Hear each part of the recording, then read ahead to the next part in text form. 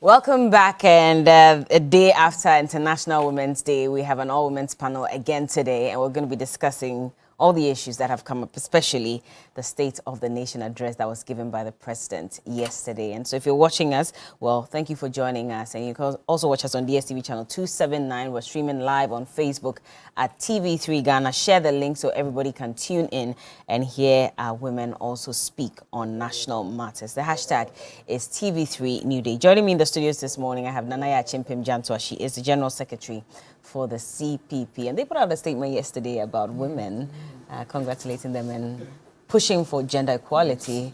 Thank you for joining us this morning, and a belated Happy International Women's Day to you. Same to you, my dear. How are you doing? I'm fine. Yeah, you look lovely. You're African print. I said that you were African print. It's nice, it's nice, it's nice. And a touch of black. Yes, it is. Are you doing part-time law or? No, not for law. I would never want to do law. Oh, you don't want to do law? No, why? Too many lawyers in my family. I don't need it. Oh, okay. All right. Too many of them. It will be easier for you. Maybe if you go for the interview, they'll ask you, do you have a lawyer in your family? I have plenty. Anyway, also joining us this morning is lawyer Beatrice Annan in her black ready for action today. And she is the deputy spokesperson for JM's campaign. Congrats on that. Thank you. Hey. Okay. The new appointment. Yes. Hey. When did these appointments come? How did they come? Oh, some few weeks ago. Wow. And you've kept it from us. We should have popped champagne or something. We should have celebrated We it. can still pop champagne after if I you have see. champagne here. Oh, interesting. Congrats on that. Thank How are you doing, by the way? Oh, by God's grace, I can't complain. I just haven't been sleeping, but I think I'll be fine. You've not been What have you sleeping. been? Why? Why? Yeah, you know, when you're a practicing lawyer, you have a lot on your plate, and combining it with politics is And being a spokesperson for a whole campaign. Yes, and I'm a mother too, so it's not it's not a joke. But I'll be fine. And you're a wife too. Yes, and I'm a wife too. So Nana wants to spoil my market. You're wearing many hats. You're wearing your ring. You're wearing many hats, but it's good. Yes, but it's good. but it's okay. How did you mark yesterday? Oh, yesterday I think that I was on a sister radio station and we discussed extensively the contribution of women. And I must say that, you know, I have been a member of the NDC for the longest time, as long as I can remember being conscious. And coming to speak for the NDC as a woman, I want to say that the NDC is a bit gender sensitive. In what way? In ways that we recognize the contribution of women to the party. I've personally had some enormous support and I've told you I have different personalities, and so to be able to combine these things, it means that I have an army of people supporting me. Okay. Also, and I'm saying this to encourage every young woman out there that much as sometimes leadership can be a tough terrain, I think that the NDC is more welcoming. In the run-up to the 2020 election, you realize that our running mate was a woman. For me, it changed the optics, it changed the dynamics, and it gave young women the power to dream for the presidency. I see. Hitherto, it was the biggest thing a woman could ever be in Ghana is to be a minister of state. But the optics are changing and women are beginning to take their rightful position. And I'm happy to be speaking for a man who is very gender sensitive. So when he wanted someone to speak for, he says that women will speak for me. So my direct two women, actually. Yes, 2 women. Okay. Even though Felix is also part, but you know, majority of us are women in that quarter. So it's important that our male allies recognize the potential of women in celebrating the day and help. So whether you're a market woman, whether you're a student, whether you're a trader, whatever you do, even if you were a housewife, there is a place for you in society. There is a place that you can contribute your quota to. And I think that I want to encourage more women not to be dissuaded by the negativity, but rather look at what they can offer. And you have been doing a very fantastic job when it comes to morning show. Sometimes we are not happy with you, but it's not. It's normal. It's normal, You've admitted it, so you're people who sometimes not happy. But I mean, the NDC. I mean, I like that you're talking about the fact that the NDC is very gender sensitive. Yeah, your 2012 manifesto marked, pegged women at 40% of government roles. We didn't see that happen. So I hope that as we're moving on now, we're going to see a change. It's a two-way affair. Much as there is an enabling environment, we also have to come forward so that we can be supported. And I can tell you that although it is not easy, it is doable. When you come forward, you have a lot of people support you. And so as long as you're in a gender-sensitive environment, you should feel safe. And that's where I want to encourage as many young women. So if you're a young girl watching me this morning, and you ever want to make a decision to join a party, I can tell you that my party is most welcoming of women. Do you have a message for women this morning before we go? Are you also going to encourage women to join CPP as well? I am an example of what CPP does with women. I mean, the first female general secretary of a political party. I mean, in Ghana. I mean, it's a feat, and we have a chairman who is a woman. Exactly. Yeah. The first chairman. The first lady chairman, Samia, came from CPP. And a lot of women have taken up positions in CPP. Even Dr. Kwame Nkrumah, when he was, getting independence for us. We have a lot of women who stood with him, the market women. We have people like Auntie Comforter, someone who is dead now. We buried one of them last weekend, Auntie Boko Abe. We have Auntie Lucy, who was a member of parliament, who was also imprisoned in 1966. She's alive today. If you look at our message, we said that these women, died with nobody, the state even supporting them. So if it comes to women, we have shown that, we really promote women. She's talking about NDC promoting women, but NDC at the top of their hierarchy are only men. Which hierarchy? You mean the party hierarchy? The party hierarchy. Yes. That's you have a general secretary. We have a vice chairman. Yes, a vice. Yes, so we thought that maybe at this time they would learn from the CPP and get because most of our positions are elective. So until women put themselves so the women didn't put themselves. Was there also an agenda to push some of these women to also take up this? Oh yes, there were. I personally, I was reached out to several times to come and contest the national position. So why I just thought that that was not the right timing for me. You see, that is the point. So they were very gender sensitive. So we didn't put ourselves out. No, but the party offered us an opportunity. So the president then says that women were not showing a bit of dynamism. So no, were not putting themselves forward. No, then maybe he was right.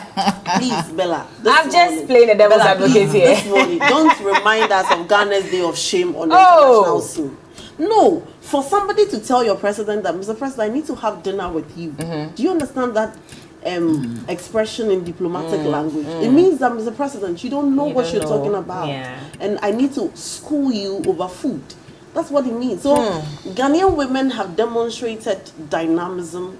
We aren't there yet with the number we would have loved to see. But let's not that be a justification for the president believing that women are not dynamic. All right. Well, let's go into the State of the Nation address. And we have a third guest. I'll be introducing her shortly. It's been a while we saw her on set, but she gets to join us this morning. But let's take a listen to what the president had to say about the current state of the nation. He touched on COVID-19 funds and said that they were not misused. And so that Auditor General's report that painted a certain picture about how the funds were misused, that was inaccurate to a large extent based on what he said. He also touched on our domestic debt and our borrowing levels and a number of other things as well. Let's listen to him now.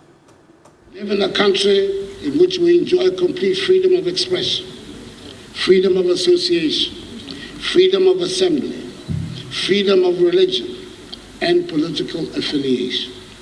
Indeed, freedom of speech has now reached such heights that even members of the diplomatic corps feel able to join in our national discourse and pronounce on matters that will be problematic for Ghanaian diplomats in their countries of origin. Expenditure issued by the Auditor General indicated that senior management and other supporting staff of the Information Ministry paid themselves a total of 151,500 cedis as COVID risk allowance for not going to work during the lockdown, while vaccines worth $81 million and 26 ambulances were not delivered. But the president said no wrong was committed. It is precisely because the economic fallout from the pandemic is so widespread and long-lasting that it is important to show clearly that the COVID-19 funds were not misused. It is critical that we do not lose the confidence of the people that a crisis that they were led to believe we were all in together was abused for personal gain. Mr. Speaker, it was government that asked for the COVID funds to be audited, and I can assure this House that nothing dishonorable was done with the COVID funds. While many Mr. Speaker, let me state emphatically that we have not been reckless in borrowing and in spending. It is worth noting that the debts we're serving were not only contracted during the period of this administration. Mr. Speaker, we'll spend money on things that are urgent, to build roads and bridges and schools, to train our young people and equip them to face a competitive world. Considering the amount of work that still needs to be done on the state of our roads, the bridges that have to be built, considering the number of classrooms that need to be built, the furniture and equipment needs at all stages of education, considering the number of children who should be in school and are not, considering the number of towns and villages that still do not have access to potable water, I dare say no one can suggest we have overborrowed or spent recklessly. Yes, I've been in a hurry to get things done, and this includes massive developments in agriculture, education, health, irrigation, roads, rails, ports, airports, sea defense, digitization, social protection programs, industrialization, and tourism. We can be justifiably proud of the many things that we have managed to do in the past 6 years. What did he say? Only to blame Russian and Ukraine war and COVID on Ghana. And I don't think it's something very good. You were not impressed? I wasn't impressed at all. What exactly were you expecting him to say, and in what language were you expecting him to speak to the soul of Ghanaians? I wanted to hear the truth and whatever actually is happening to Ghana and what remedies that they've put in place. I'm very proud. He has dazzled all of us. Does this reflect the state of your pocket? I have no pockets. Let's talk But I am very grateful to God for what He's giving us so far. I see my half bottle of water as half full, not half empty. A true reflection of what your pocket is? No, not at all. The president basically fulfilled the constitutional provision. Nothing new has been said. At least all he said was to blame the usual COVID. And the shocking one is for the president trying to stampede any investigation into the COVID fraud in many cases. I think that was very unfortunate. The people call him the clearing agent of wrongdoing his government. I thought he would have stayed away from that. I'm very unhappy. From now till 2028, if you're able to follow religiously the programs that have been laid forward, we're able to ensure that indeed the $3 billion that the IMF have agreed to give to the state will be able to give us some space to ensure that we have a debt sustainability.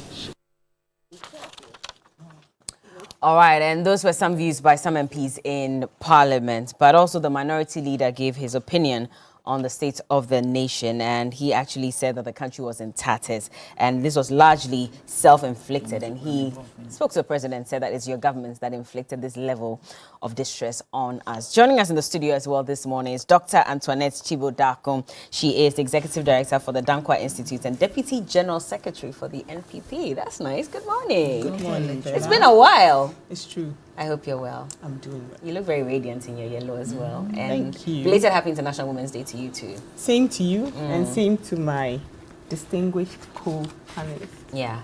Beatrice, I'll start with you. I mean, if you look at what the president... Why would you start with I want to start with the you. one who went to read their State of the Nation? Don't the worry, secretary let me should start be telling with you. us. Let me start because with I you can't so find we anything get what in you the speech. think about the president's State of the Nation address yesterday. Did it reflect your own State of the Nation? I should be asking you that question because you are a Ghanaian. Okay, but you are Ghanaian. I'm the host here, so that's why I'm asking you. The president's speech reflect what your friends, yourself, and everyone is going through. I should be asking you that first, which I did. So you answer, then I'll come to it. You know, Bella, it's time that the MPP appreciates that governance is a serious business. That Ghana is not running a monarchy. So in as much as the president is running the government with his family, friends, and children's mothers, it should not be a reason why we should be subjected to what the president subjected us to. I have read the 23-page speech by the president, and I must say that we should be concerned and worried because there is no hope for us as a nation. Why? That the MPP is now glorifying mediocrity. That for the first time in the speech, you see that the president and the vice president are nothing but arrogant beggars. How do you say that? So let me show you. In the speech, at page 10, the president is begging the international communities to forgive us part of our debts, this time not our trespass. And he's saying that much as I'm asking you to forgive me my debts, much as I'm asking you for more money, you cannot tell me how I should use the money I'm begging for. Who does this? Which beggar has a choice? Don't we say that a beggar has no choice? But in the speech, the president is saying that I'm begging for money, but please do not tell me how to run my government, even though I'm begging for the money from you. And you see, for the first time, it gets so sad that things which even an NCA boss or a minister of education under the NDC did not celebrate because we thought that it was part of the normal course of governance. The president is celebrating it, first of all. The president is saying that we should applaud him that they have given licenses to communication companies and they've laid fiber optics. Such mediocrity. So you have given licenses for companies to lay fiber optics, for which reason you are saying that under your regime, more licenses have been issued. So the man who laid fiber optics from Accra to Boko, the man who laid metro fiber networks, and for which reason from 2012 we stopped doing Mijna Bontina Mekasa. You remember the famous Tigo advert where you have to go and stand on trees because you can't locate network. It was through the vision of President John Mahama that 1,000-kilometer fiber optics were laid from Boko, from Accra through to Boko, where Volta region, Upper East, Upper West, 6 regions benefited. You are saying that that man didn't do anything. But you who issued licenses to private companies should be applauded. Where? But what is wrong with, you know, what is the work? Your team. What is the work about? What does it take to issue a license? What does it take to issue a license? Isn't it the law which was passed before he came to power that gives the statutory requirement for licenses that when you satisfy, the NCA boss will sign? What does it take? So let's not dabble in these mediocrities. Now, if you had any hope that in the next 18 months, this government was going to do something positive to change our worst life that we find ourselves in, there is no hope. Because the president is telling us that his only hope for Ghana is to get a 3 billion cedis from IMF. And that's, for me, the saddest part of the State of the Nation address. But we're told that at the point that we were, the only option was to go to the IMF. Bella, cry. When you cry for your country. We were in this country when COVID came, and I have consistently said that COVID, much as it was a pandemic, was our blessing. We had more than $3 billion from COVID in 1 year, one fiscal year. The president mismanaged the funds. He says they didn't mismanage I'll the funds. come They there, didn't and misuse the I'll COVID-19 address funds. that. You see, this president, he has lost touch with reality. Sometimes I ask, is it the same Nanado who wore one kambu and went to church war stations and went to market women and was pounding fufu and was eating on the streets with everybody? Is this the same president?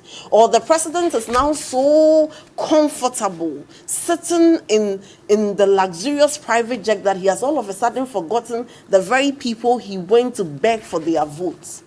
So if you look at his State of the Nation address, it's practically empty. He's telling you that unless the IMF gives us the $3 billion, which he expects to stabilize our economy in 6 years, so 2028, there is no hope for us. So how do you take more than $3 billion in a year, squander the money, and then say that miraculously $3 billion is our hope? The president said there is nothing wrong with the COVID report. I know for a fact that the president has not read the Auditor General's report. You know for a fact? Yes. You are there with the president all the time and you know what he reads and what he doesn't read? No, he hasn't read. Because... So you are assuming that he hasn't read because of the statements he made? I'm not assuming. He hasn't read it. Because there is no way that if the president has read that report, he would have come to the conclusion he did. The president is telling us that the funds which were advanced to us, together with our taxes, he does not see anything wrong. That 16 billion cedis of that money was used to rent an uncompleted building, which was supposed to be a holding sector. And an additional 20 million cedis was used to renovate the building. That was never used. The president is telling us that he has read the report and he doesn't find anything wrong with it. The president is telling us that despite the fact that his cousin, the finance minister, has made millions of cedis from reckless borrowing, he doesn't see anything wrong with it that 10 million cedis was paid to him by way of insurance premium, and none of the health workers benefited from that insurance premium. No, if you say none, you're going too far. There are some who have admitted that they benefited from got the insurance. There are others who are saying they didn't get it. No, you see, there were packages that the government gave to health workers. Insurance premium is when you are insured against a specific event, and that event occurred, for which reason you are entitled to the benefit of the insurance. It's different from government giving them packages during the COVID.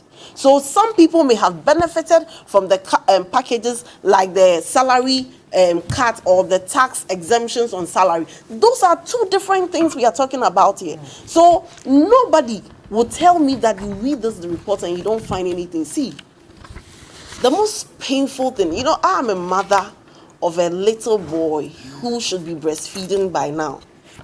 When you go to Wayne and you see how helpless mothers are, because today the state of our nation is that you can't find vaccines to vaccinate these young ones who for no fault of theirs were born in Ghana. So under this president, babies are suffering, young children are suffering, young adults are suffering, and even pensioners are suffering. Because from being born into the earth or being born into Ghana, you will suffer merely because Nanado is your president.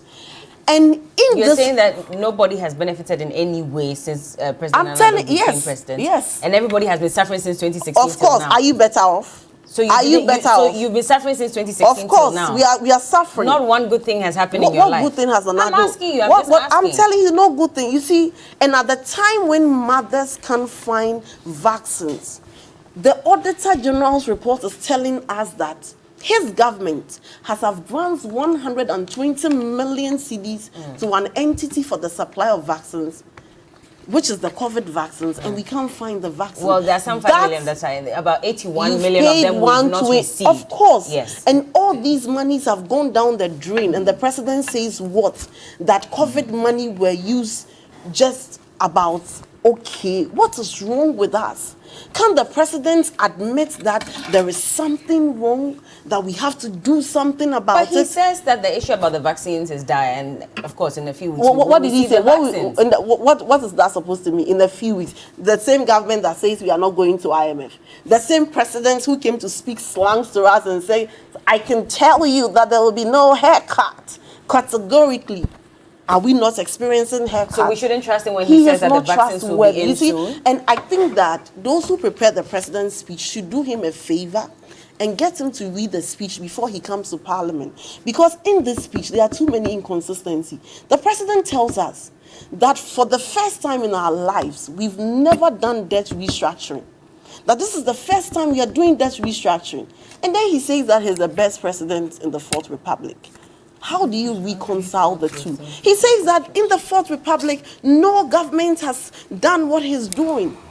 How do you reconcile the two? Okay. It's very sad that today, as we sit here, every macroeconomic indicator which is used to measure the health of a nation is on the 40-year decline.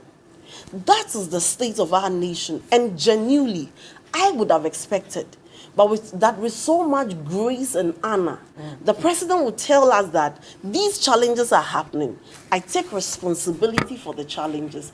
I will solve the challenges. And I have put in place 3, 4, 5 steps. Okay. And the first step is this. We are doing this. We expect that something. But the only solution is that until and unless IMF comes to our aid, Ghanaians should give up. Well, he says that where we are is because of COVID-19 and, of course, Russia. Let me bring Dr. Thibault in. There has been a survey that many Ghanaians don't believe that COVID-19, I've told you, COVID-19 was our blessing. 21 billion cedis gifted to us because they want us to find a pandemic. And in wrapping up, it is a shame that in the wake of a pandemic that was claiming the lives and livelihoods of people, this government had 21 billion, and they don't have one makeshift hospital to show that we got 21 billion, we were able to construct hospital. But having regard to all these things, do you know that this president is the president that has had more resources than any president in the Fourth Republic? Okay. Whereas President John Mahama was doing 200 billion, this president has done more than 600 billion, and yet it is the only president with nothing to show. Okay, well, the managing director of the IMF had indicated that, in fact, Ghana's economic struggles were also due to the COVID-19 pandemic and also the outbreak of the Russia-Ukraine war. But let me bring Dr. Thibault in. I mean, the lawyer has raised some very key issues about what she expected the president to say in his State of the Nation and the fact that, you know, clearly he's not in tune with the situation on the ground. What do you say to that? So thank you very much, Bella. And it's good to be back once again. Good to have you. I'm actually surprised at Beatrice because now I'm wondering if she really read the statement properly, or perhaps she and I have different copies of the message of the State of the Nation. Because I don't know what part she's reading and what she's talking about, not seeing all of these things. She said quite a number of things, so what exactly? I look at the purpose of what the State of the Nation address is supposed to be. What is it supposed to be, Bella? And you look at the content of what the president delivered. Well organized, well put, and delivered within a certain amount of time. What are the pressing issues at the moment in our country? So the president started on a note of his constitutional right, thanked the House, etc. And then he moved into, and he asked for permission and moved into the issues. That is the relevant issues that today is on the minds of most Ghanaians. IMF, debt restructuring, and etc. And then he also begged permission to also then focus on a few sectors where he thinks these are the ones that are going to continue driving growth. So he did speak about driving growth. He did speak about what is going to happen. But on the State of the Nation, what you do is you present what is the status quo, what is happening. I don't think that the president is now going to talk about we will. He spoke about the things that are relevant at the moment, and that is what is important for most Ghanaians. Okay. We want to know what is going to happen with IMF. We want to know where we are going. And I get very surprised. So after the announcement in July about the IMF, there's been consistent updates. The Minister for Finance has been pulled into the house. So unless Beatrice hasn't been following the discussion and doesn't know why we went to IMF, why we have had to go there, the number of countries that have had to go to IMF, what is happening, unless you are not following world trends, then you speak as if you don't know what the president was referring to when he talks about the IMF. The finance minister himself told us that we had the resources, we're a blessed nation, we were not going to the IMF. And then the situation changed. Circumstances changed. You know, I went on air. It wasn't within a week. Now listen, there's something about you wanting to do something and not wanting to go. In his principle, the finance minister didn't want to go to IMF. But when you are faced with a situation and you see that in a few months' time, things are going to get worse, meaning that if things don't pick up, it would get worse. And we've spoken day in and day out about the issues, about the foreign exchange reserves, about the price of, fuel, the amount of foreign exchange it takes now to go and bring fuel, and how if we don't then buffer up or create all of these things, we would hit a certain point. And we spoke about all these things. I was on air several times explaining that, look, Britain started to fire its coal mines. Eventually, the changes that had to take place took place rapidly. When you have an economy that is, going on, when you look at the growth rates that were occurring, and the president tried to pull our minds back to those things. He told us that this is the trajectory we were on, and this is where we saw ourselves going to. And then COVID hit. I can't understand why the naysayers would not accept that COVID took a toll on us.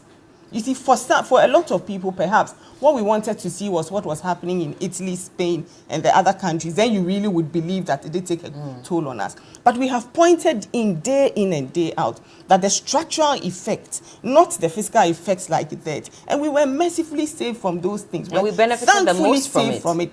Benefited the most from it in what sense? We got over $3 billion US. But you had to use it. Did we use it prudently? Because now it is the Auditor General's word against the president. You see, so one of the things is, if an Auditor General prepares a report, the people or the institutions or the organizations or the state, whatever you have prepared the report about, they have a right to come and discuss with you. So are you saying that every Auditor General's report since independence or since our Fourth Republic has been correct? But why have we have we not come out as a government? Hold on. Because this is not the first Auditor General's report that has come out, even under this government. The Minister for Health has come out. There's been statements issued. There are dates on the previous reports. Of previous reports, if you have to address it, you address it. Where we've got a whole president come out and say that, unlike what the Auditor General put out. Unlike what the Auditor General. So you know that there's been changes to the report now. Yes. The 23rd and 25th January, there were statements with respect to these reports. So the reports and the issues in it have been spoken about. They have presented to Parliament the questions that were asked, the anomalies that were spoken about in the report. Respectively, 23rd and 25th January, the Minister for Health and the Minister for Finance came and spoke about this. There are lengthy statements on each of these issues to clarify what was happening. The president will not come and give a State of the Nation address when he hasn't been given all of this information and he hasn't clarified and ensured that these things are consistent with what he has to speak about. But why are we not waiting for the Public Accounts Committee to conduct its investigation? Why is the president already declaring a verdict on this even before the investigation? Based on what has been given to him, this is the situation. So allow the Public Accounts Committee let the Public Accounts Committee also do its job. And then maybe they can come out and say that, unlike the Auditor General's report, the president has stopped the Public Accounts Committee. Yeah, but if he comes out and says that we did not misuse the funds, in fact, we asked for the audit and we didn't use the funds wrongly. You have to go back to what the president said. Okay. What did he say? He said that.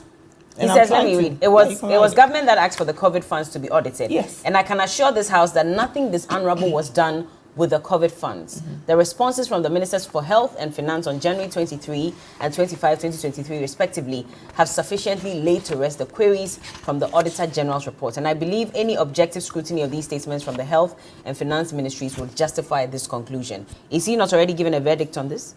He hasn't. By making this statement? He has looked at the statements, he's looked at the responses, he's looked at the fact that on January 23 and 25, respectively, they have sufficiently laid to rest the queries. If the Public Interest Accounts Committee comes later with more queries, they would be answered. Which is why you don't think he should have held on then and waited for that investigative report to come out? Has it come out? Has there been any further? Don't you think that as president he should have held on? I think that he has to speak emphatically to issues. It's on our minds. We want to know what is happening. He has spoken about it. And I think that this is important that as a president, he takes charge. If he asked for the report, the government did ask for the COVID funds to be audited, what was there to hide? And if it's been audited and anomalies have been pointed out, and the respective ministers have been called to come and lay, and he said it, he said sufficiently laid to rest. So if there are further queries, let it come out. I don't think he mentioned here that, and therefore I wouldn't want anyone else to go back to the report, or I wouldn't want any further inquiries or that. No, he didn't put a stop to it. So the 81 million worth of vaccines that have still not been delivered in this country, for something like that, you're telling us and that just because we heard from the health minister, he explained what that was his these reason? Things, he talked about the fact that these things came in batches, and that at the time when we were procuring the vaccines, for the fact that you wouldn't want some of them to come, expire, and then we don't end up using it. And at the time when we were also procuring the vaccines, remember the pressure, the intense pressure in ensuring. You know, we all went through that stage, and sometimes I also find it very difficult and sad that we've forgotten. Where you know that if you are not carrying your COVID vaccination card, you won't be allowed to travel, you won't be allowed to move anywhere. We're thinking at a point that the COVID vaccination card will become like an entry permit that when functions are happening, even functions here in Ghana, you are asked for your COVID card before, your vaccination card before you enter. We wanted a certain, minimum herd immunity and etc. You had to have money to procure, to put in place, to pay, so that you could also plan ahead. So we did that. We went ahead and planned. You got the first consignment, you got a second consignment. Now you don't keep bringing. You actually procure based on your what? On the rate and the speed at which you are immunized and you are vaccinating. Okay. So at a point, and nobody has said that the money that has been paid to procure the vaccines is lost in the system. But at the same time, we don't even, it's lost in we've the not been able to procure vaccines for babies at the moment. You don't think that some way, somehow, that money could have been channeled into buying vaccines we all need for to babies? Read. The World Health Organization in November last year came out with a report and said, as a result of COVID and the pressure on all of these vaccination issues, other vaccines, and they mentioned it, measles and others, are going to suffer. Because remember that it's the same pharmaceutical companies that are producing. The pressure at the time to quickly make sure that we are producing vaccines for COVID, which was a pandemic, definitely everybody will move resources, productive resources, into that. So the shortage of vaccines is not something that is peculiar to only Ghana. Interestingly, and you see, but sometimes we don't want to actually investigate or analyze the enormity or the comprehensiveness of the whole situation before we come out. And undeniably, this shouldn't be a situation that happens where we get short of vaccines for babies. No, it shouldn't be a situation that happens. But the minister has come out and he's issued a statement. He said we are addressing it. We are making sure that we can quickly catch up. We've paid for it, we've matched up, a consignment is coming soon. And we need to have to understand where situations get us. Now, at the moment, the outbreak of measles, it's actually being contained. It's being managed to ensure that this does not go out of hand. And the minister has assured us that we would ensure that we've put in systems to do massive and even more rapid vaccinations to quickly do what? To catch up. Now, I don't know if people are not reading, but last year, and for 2021, Ghana has 98%. UNICEF actually touts Ghana as the countries with one of the highest immunization rates, 98%. So it's not that there's something that has happened that is drastically going to take away immunization. We are short of vaccines. It's a situation. We have to manage it. The World Health Organization came out with the fact that this is what is going to happen. Okay. So let's take the necessary steps and make sure that we do what? We address it. We are faced with it. We are addressing it. The president spoke to it. He didn't run away from it. But, he spoke to all these if the issues. president makes a He said statement things are going to about even just COVID-19, when we know there's an Auditor General's report, I mean, don't you think that it also puts the Auditor General in bad light? Bad light? And I don't moving think so. forward, The Auditor General is doing how are we his even job. supposed to receive? He's doing his job. He's doing and the his president job. says that, well, unlike what the Auditor General has put He out there, hasn't said we anything didn't. like- no, unlike no, what but the if he Auditor says that General they were said. not misused, the He funds said- were not misused. But- Auditor General came out and detailed how the funds were misused. So in no, many cases, Auditor General don't you think that did it not- also puts Auditor General did his not office in put- disrepute? No, please. The Auditor General did not put any statement that said the funds were misused. No, but he doesn't have No, to say no, that. no, no, no. That's He what I'm does- saying. no, That exactly he what I'm also detailed saying. how the monies No, were spent. no, no, no, no. If you Listen, bought vaccines you see, if you for run- over 100 million Ghana cedis and 81 million of them we have not received up until this point. So What he you say to pointed that, it out. that there were people in the information ministry who paid themselves for work that they did during the COVID-19 And therefore period. that was misused. How is that what not? he said? How is that? No, he didn't have to say that. But if you look at You all see, those no, details, no, monies that no, we spent, no, no. health professionals are saying that even though there's some 10 million Ghana cedis You that see, we're told and was the president, paid for president insurance, they have alluded not to that received fact. it. The They president have not alluded- received the insurance. We've Where talked did the money about go then? health insurance workers are saying, is Yes, it everyone who has frontline not health received workers. it? You But see, look, at the end of the day, you no, remember no, that no, you no, and no, I did Bella, have a you and I, discussion and where you know, we I'm spoke to a still, doctor. I'm still following. No, and he's a health worker. Well, by the sorry, way. a health and we worker, are still, pardon we are me. still, he and I are still still following hasn't up on. received it. He hasn't received it. We are still following up. We are trying to find how the system did not pay him, but then system paid other people But he in said his he and very his facility. colleagues- No, he and his colleagues, he even it's gave an not he example and- just that about a it is month not ago when all we of- spoke to It's him. not all his colleagues that were not paid. Interestingly, some of them were paid. How many of so them were it is paid? not. I didn't check the figures, but what I did with him was I've been following up, and he and I keep doing WhatsApp because for me, I keep wanting to find out where the system failed. Something about this, and you see that is where the issues are. The fact that when the pandemic came, we had system issues, and the systematic issues here are not. And I even said it here. I said sometimes, even in the university where I work, you get issues with how your allowances come, and you go and you get to speak to people working in offices, paperwork, etc., and all of those things. And for me, probably that's the one of the reasons why I'm heralding this digitization and the way we move away from paper into a different, system of running, things like that, so that such things do not continue to happen. So I think that if we are talking about the Auditor General's report, what is an Auditor General? What is that report supposed to do? It points out the anomalies. If it points out anomalies, the people who are responsible for the anomalies come and answer to it. When the people fail to answer, when they cannot even tell you what happened, or they cannot point where the anomalies are coming from, then we have a problem. Okay. But both of them have issued statements. Can we then take the statement? If it's supposed to now be Public Accounts Committee that takes it. And you see, our systems and our constitutional rights allows us to question these things. And it is right that we are doing so. Nobody is going to say no one should question it. But at the same time, that should not also deny the president the right to give his evaluation, to have a look at it and to decide that this is what. And you see, in the midst of the pandemic, the decisions that we had to take to save lives and livelihoods, you cannot place a figure and you cannot place amount on it. And that's what the president was calling our minds to. He was calling our minds to that as the leader of the country, his main responsibility and duty was to what? Was to save lives at the time. So for him to now have people say that all of the things that we spent money on were irrelevant, hey, let's raise question marks and ask ourselves, was it all irrelevant? I remember all of us going to markets, and when you come back, a market that hasn't been fumigated, you don't even want to go there. You come back and you want to wash all your things. So when people now come out, and there are amounts that are put in the report that for fumigation, and they come out and say that all of that was unnecessary. At the time, was it really unnecessary? At the time when we didn't know how we were going to address these issues, when we didn't know what was actually even causing the virus to spread, you have to take instant decisions. And he pointed out, he said, because we didn't want to wake up to looking at COVID numbers rising in our country. All right. And I think these are relevant issues. So I don't think that it is right to say that it doesn't contain anything. Okay, so we got $3 billion to manage our economy at the time when we were dealing with COVID. I mean, well, the president says that the money wasn't misused, but Auditor General clearly gives details of how some of those monies went into places where they didn't even have to go. We can't even trace some of them. People are being asked to return the money. Yet we're going back to IMF for... returned 200,000. Exactly. We're going back to IMF for the same amount of money, which we think will be able to shore up the economy. We had that $3 billion earlier. We couldn't do much with it. We haven't even seen one hospital that has been built with it. What's the guarantee that IMF's 3 billion will make any difference? Thank you, Bella, and greetings to my sisters here. Today I've seen Doc.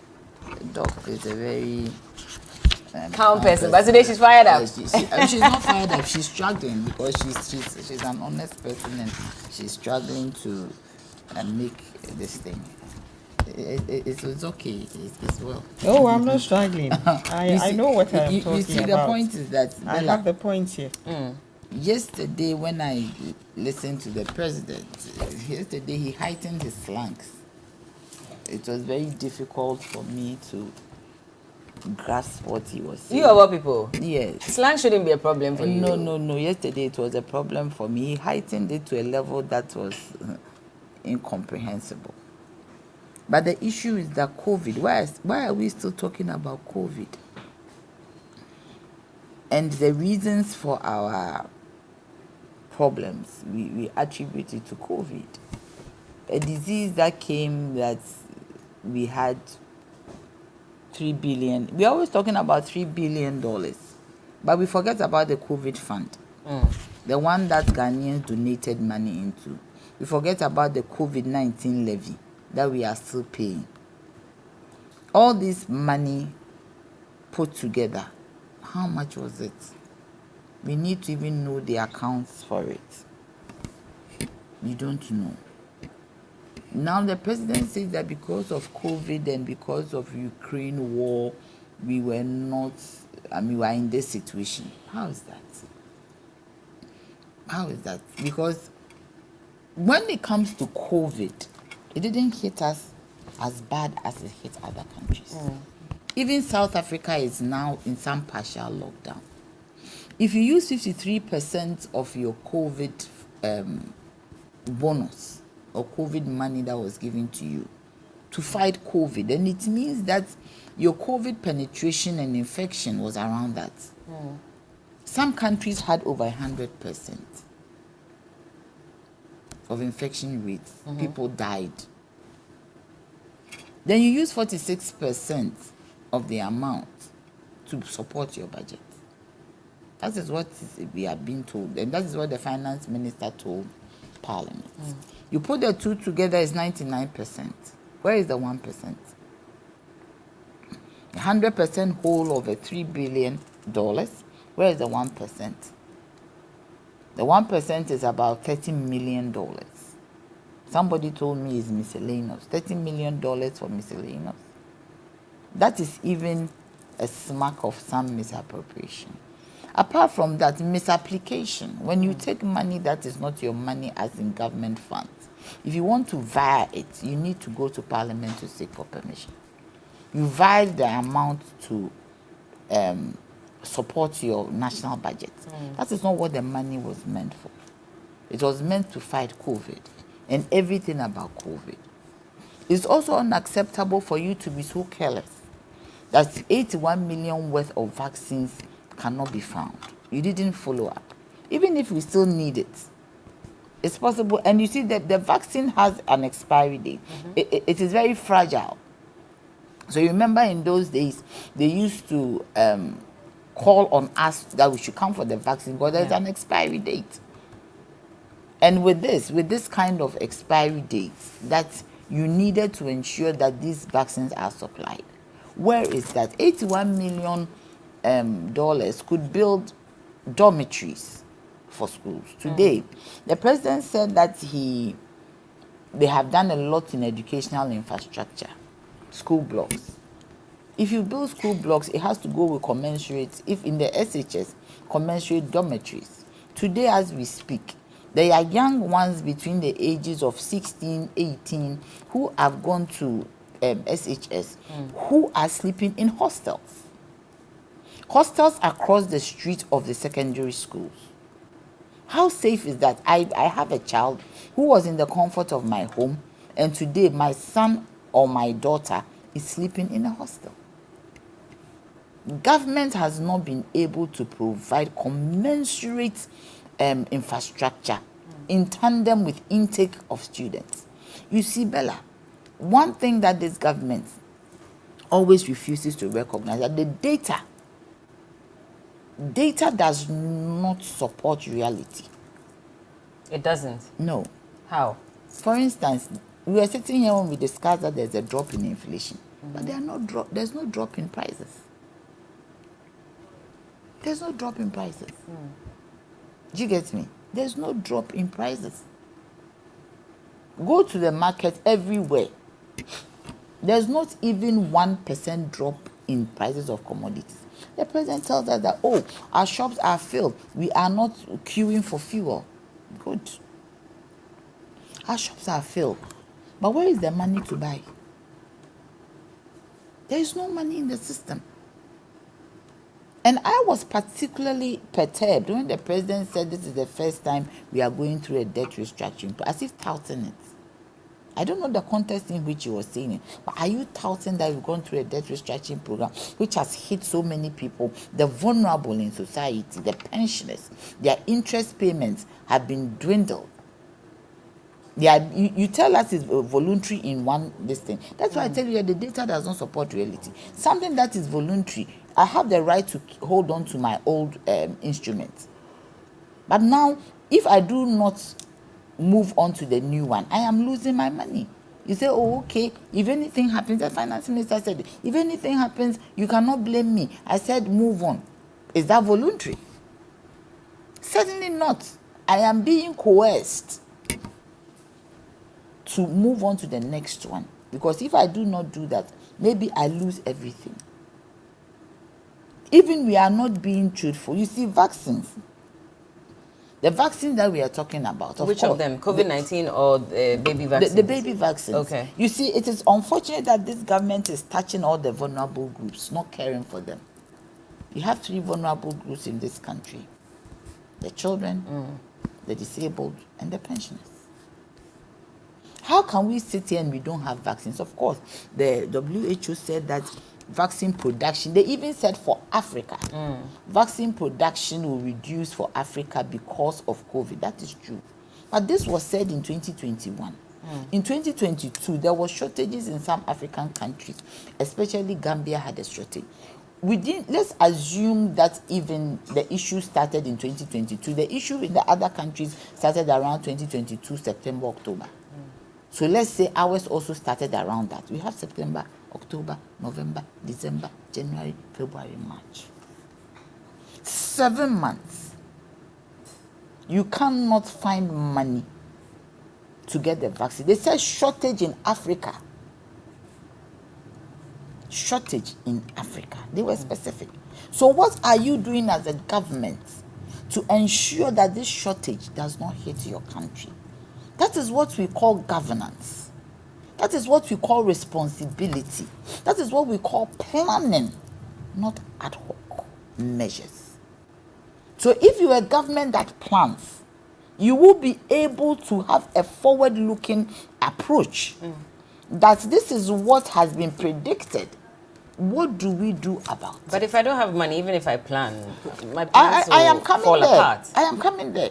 So now the issue is not about the fact that there are shortages. The issue about the fact that we are broke.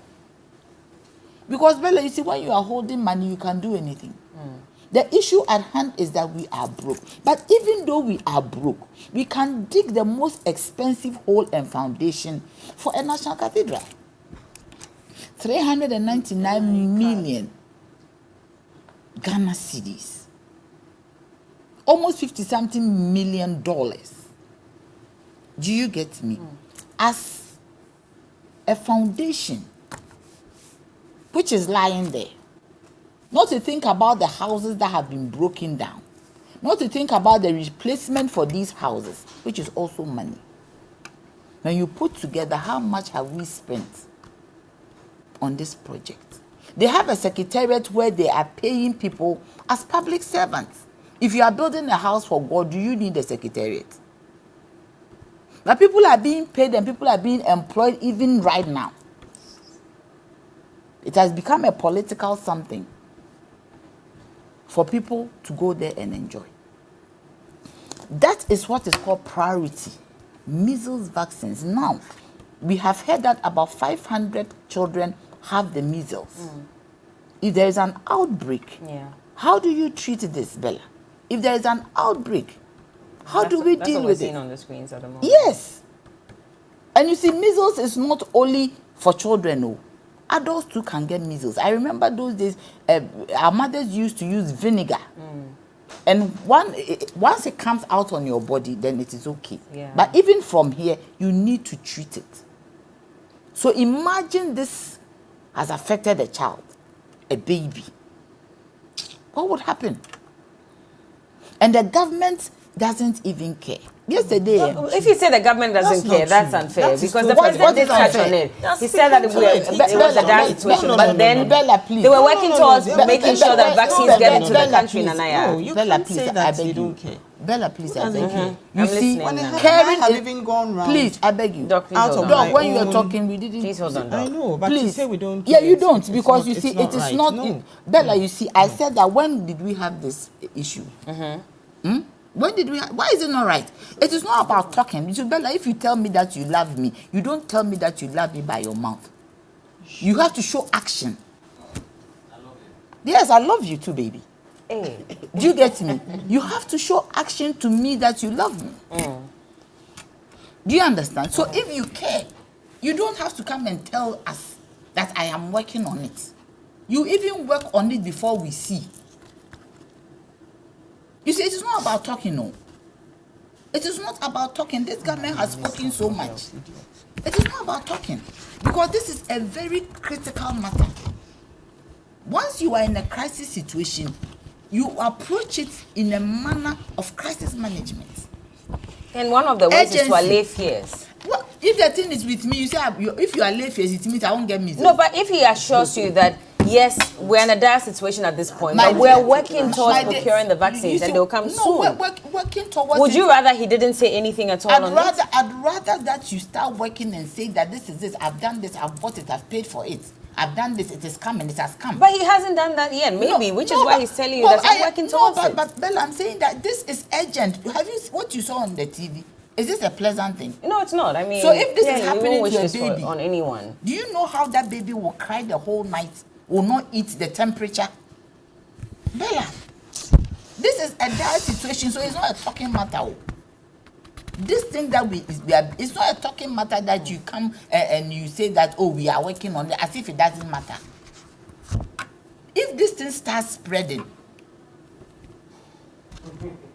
what would we do? And these are babies. They can't speak. Bella, the only way they tell you that they are discomforted is by crying. These are babies, human beings who are vulnerable. Have you seen a child who has measles before? They can't even breastfeed. Sometimes their mouth is sore. You have to use glycerin or borax. I mean, it is not a very pleasant thing. So it is not about talking, because if you really care, the signs for the vaccines not being available did not start yesterday. Do you get me? The signs in Africa even started 2022. We are in 2023, first quarter. Getting to the middle of the first quarter, mid-first quarter. So if there is urgency to it, you will vote money to buy it. When there was urgency in their minds to the National Cathedral, didn't they vote money to dig the holes for 339 million? So if there's urgency to this one, what will you do? You will make sure that wherever you find the money, you are the state. Okay. The state has access to resources. So as long as it is urgent, you find money to do it. Bella, you see, they're talking. When the finance minister came to give his budget, he told us that we are going to have an import substitution drive. A committee has been formed. I remember. 5-member committee is okay. What have they come up with? This is also an urgency, because one of the areas where we are having issues is importation. Do you get me? Yeah. So from last year till now, 4 months, how much work do you need to do? You just do an analysis of the goods that come in. You do maybe a legislation or something, a policy. You take it to Parliament. This is urgent. Then you pass it. Okay. Then you stop some of these goods from coming in. Me, I was surprised that yesterday the president even, yes, maybe because it's constitutional and it's statutory, he had to go there. Speak, yeah. Yes, I expected that we have some solutions to some of our problems, because already I feel the state of the economy in my body. The cost of living is high. My standard of living has reduced. Okay. What I used to buy before, I cannot buy it now. If I used to buy fuel for 500, and now I'll buy maybe 100, 200, which is not going anywhere. I buy a tot. All right. Do you get me? So, Yeah. Bella, but I am also saying that everybody should know, and the president knows, that the true state of the nation is 13.8. That is the 13.8. Yes, Okay. Well, the that is president true says state that of the nation. he's hoping. Of course, the House has already passed into law the National Vaccine Institute bill. It's yet to be brought to him to assent to it, but he hopes that moving forward we'll be able to produce our own vaccines locally, so that we won't have to run into shortages like we're doing now. We'll be back with more. Don't go anywhere. This is the big issue. No, we're taking a break. I'll let you speak when we get back. We'll be back. Oh yeah. Welcome back. It's still the big issue. The conversation continues. In the studios, I have Beatrice Ananesqua. She's the deputy spokesperson for John Maham's campaign. Nanaya Chimpim Jantwa, the general secretary for the CPP. And Dr. Antoinette Bodako is the executive director for the Dankwa Institute, also doubles as deputy general secretary for the MPP. Beatrice, now we're back. You can talk. Bella, you see, on the issue of this vaccination, I've heard the minister, the president, and government communicators repeat that the WHO says that there is already a shortage. It is never true. Dr. Antoinette said we don't read. The people who read could not read the statement by the WHO. How heavy is English? That when you read, you will not understand. And sometimes I think that the MPP should stop insulting our intelligence, because in the midst of our pain, in the midst of the pain of parents having to watch their children, look at the scenes you are showing on the screens this morning. And because I'm a mother, I have goosebumps all over me this morning. They should stop insulting us. If they can't save us, they should not insult us. The WHO cautioned countries that because we are all focused on the COVID vaccination, do not forget to focus on the other vaccination. Yeah. And said that many children were missing their vaccination period. They never said that there was no vaccines available. Many countries, so in their course of reading, the people who read could not read and realize that we will have a shortage because of the stock we have. What is happening in our country? What is happening to us? When did we start losing our sense of responsibility? When did we start losing our conscience? It is most unconscionable. And you know, the president, as though he was joking out of it, said, we are doing everything. I don't know, but this morning it is very sad for anybody to watch us if you're a Ghanaian, that our leaders simply cannot tell that lives are precious.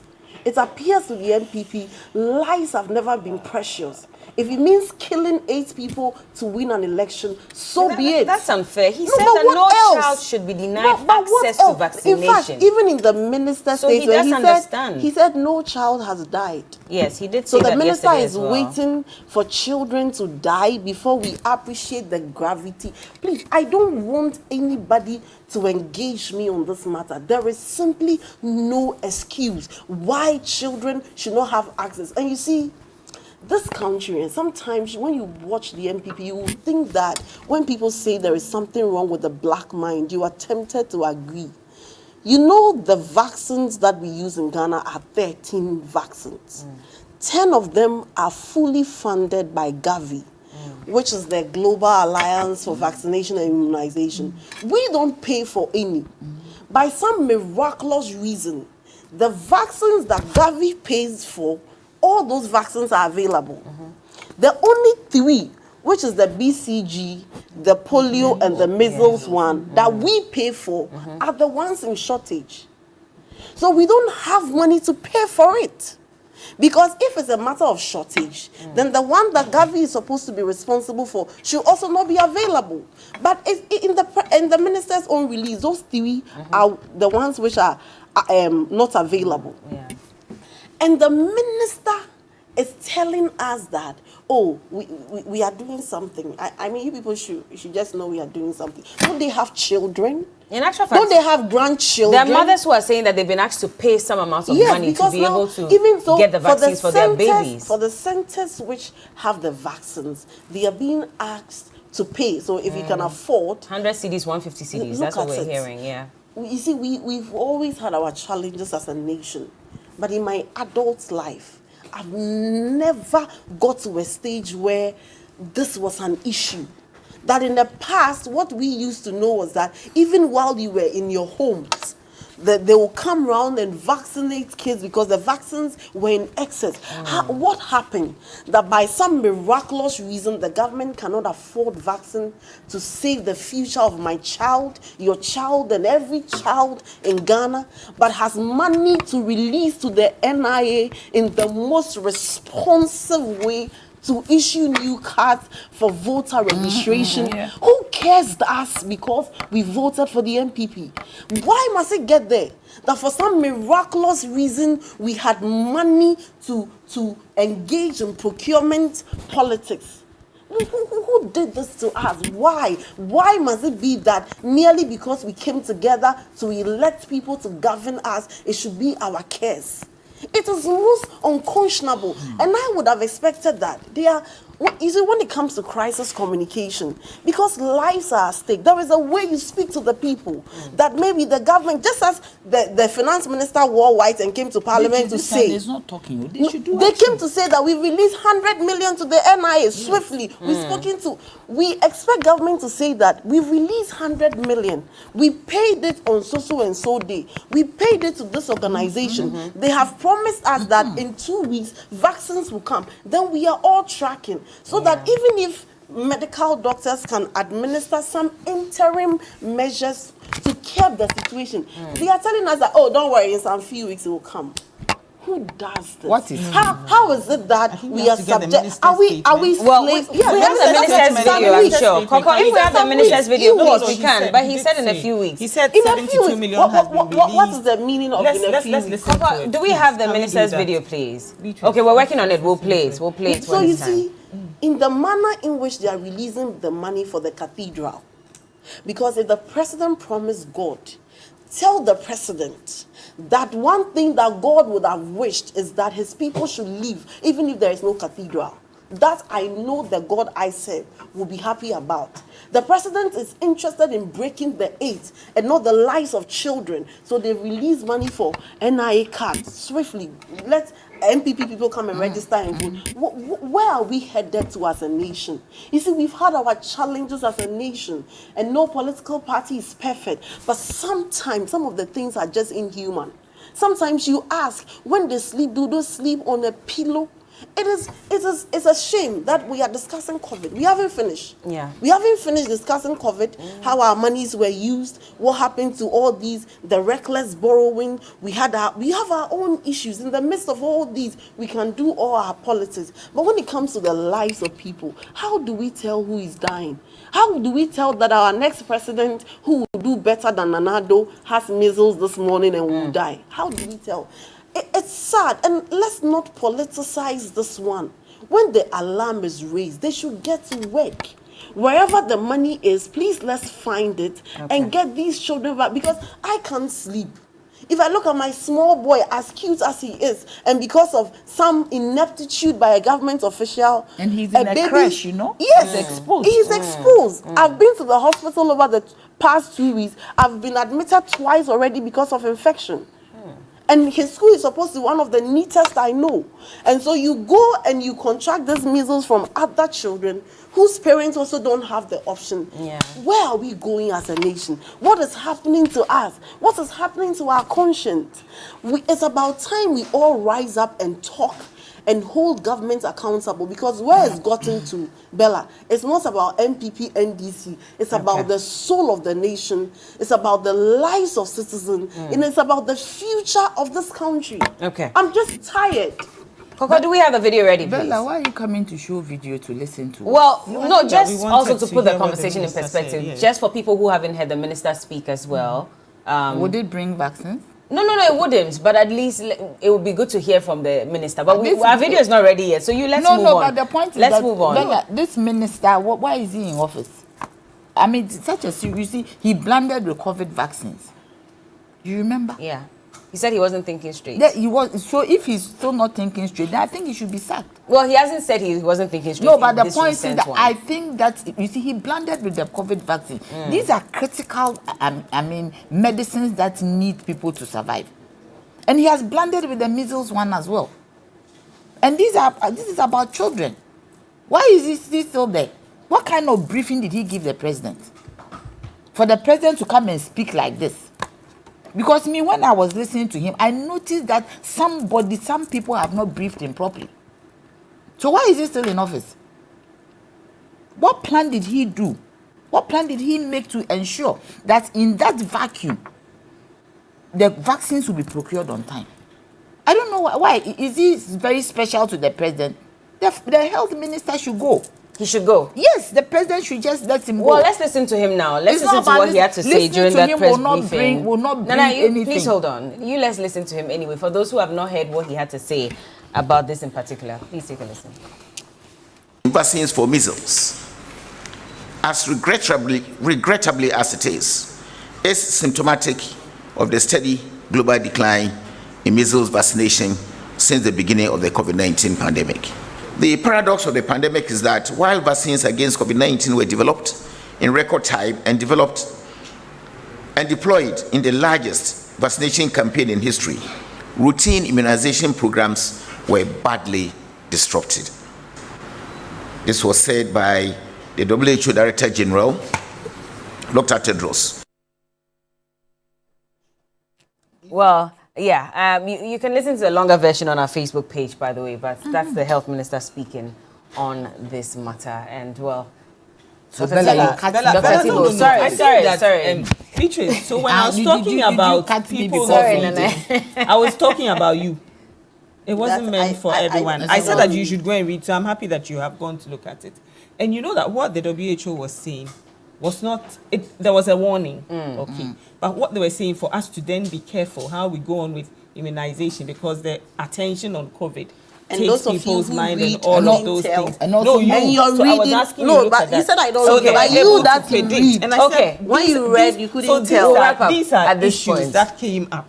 And yes, but you see, it's not that anyone had said don't release funds. Don't release funds for buying, for purchasing the vaccine. I think the minister explained it in his statement. What happened? We didn't have money. No, he said money was released, but at the time when the vaccines were supposed to come, because of exchange rate issues, there was a shortage, so we had to even add more. He explained all of this. But so money was released then? He said money was released then. So but for me, what is essential is the outbreak of measles did not just start now. And when, Beatrice, for you to say that people are not facing the reality of it, and no, everyone is in this country, and yes, you are very right. It stops being an NDC MPP matter in that. It becomes a mother's issue. I have been personally affected by measles before, and I can't speak about my story on air. But it's a thing which is a reality for all of us to face. And therefore, if the president did not mention or did not go ahead and is not doing anything about it, then we can say that you avoided it. But he has gone ahead, and I'm sure he's consistently working. He's going to be on the minister's case to ensure that what we have to do to get the vaccine out. And yes, the minister is going to have to keep coming to tell us, to give us an update on what is happening. Because I don't think anybody is asking anyone not to speak. It's good that we speak about it. And I spoke about it. I said it is very essential. These are things that we should never allow to happen. But it has happened. The situation is there. And I also mentioned the fact that the spread of the infection is being contained. So the Ghana Health Service is not just saying that we've given up, we've put our hands up in there, but they are containing the infection in the midst of the fact that the vaccines are not available. Let's contain to make sure that they spread. And it's not that we are happy that nobody How do we contain? You know, the president, he said mercifully, no one has died. And therefore, we're going to put measures in place to make sure that we contain. I spoke to Ghana Health Service in the north where the outbreak, and they said what they've done is they quickly isolated. They are even testing, so they are doing the same thing, contact tracing, all of those things that we do to prevent the infection from And then it. the Then they have to do it across the country because we don't know where these children and their parents move. Another 21 billion. By the time we are done, we have used 400 million. Okay, but there's a concern that the health minister should vacate his post at this point with what's happening. What do you say? He has to, yes. I'm just asking you. I'm not an appointing officer. He should go and and I'm sleep. not He has to, yes. Okay. So please. Okay. I don't think that. And he's explained Look at what his he's All saying. right. No, but Bella, you We remember have I to- said exhausted. that the state of this economy is 13.8. Yes. Because the minister is saying that because of 13.8 and more, they couldn't procure. 13.8, you mean the dollar in Yes. 13.8, that's the state of the economy. Well, I'm sure we'll borrow into the issues that we couldn't get into later tomorrow or something. But of course, the president did say that when it comes to borrowing as well, we have not been reckless. Maybe subsequently we'll touch on that. But thank you so much for joining us this morning. Time will not allow us to get into that. But I've been speaking to Dr. Antoinette Dako. She is the Executive Director for the Dankwa Institute. She also doubles as the Deputy General Secretary for the NPP. Nanaya Achimpim Jantwa, the General Secretary for the CPP, and Lawyer Beatrice Annan is the Deputy Spokesperson for JM's campaign. So, well, I'm sure we'll get more updates. So now if we need anything, we can call on you. Okay, all right. Thank you so much for joining us this morning. We'll be back with more. We have sports, and we have an interesting discussion with a very popular social media guy from Nigeria. I look forward to that conversation. We'll be back.